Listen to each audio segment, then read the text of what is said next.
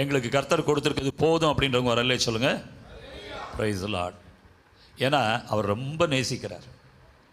என் பிள்ளைங்க கெட்டு போயிடக்கூடாது, இந்த உலக பாவத்தில் விழுந்து போயிடக்கூடாது. நமக்கு சில கஷ்டங்கள் நெருக்கங்கள்லாம் கொடுக்குறது நல்லதுங்க, இல்லைன்னா கர்த்தரை தேட மாட்டோம்.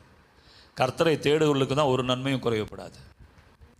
சிங்கக்குட்டிகள் தாழ்ச்சி அடைந்து பட்டினியாகி கிடக்கும், கர்த்தரை தேடுவர்களுக்கு ஒரு நன்மையும் குறையப்படாது.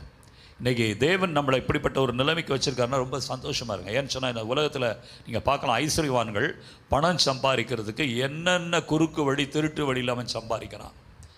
நேர்மையாக சம்பாதிக்கிறவனை விட்டுருங்க, அதன் மூலமாக அவன் செய்யக்கூடிய தகாத பாவங்கள் அவனை எப்படி கெடுக்குது, சமுதாயத்தை எப்படி கெடுக்குது. உன்னையும் என்னையும் கொண்டு நீங்களும் நானும் கூட கெட்டு போகக்கூடாது, சமுதாயமும் கெட்டு போகக்கூடாது, கர்த்தருடைய நாமம் தூஷிக்கப்பட்டு போகக்கூடாது, ஆண்டவருடைய நாமம் மகிமைப்படணும். அதுதான் அவருடைய சித்தம்.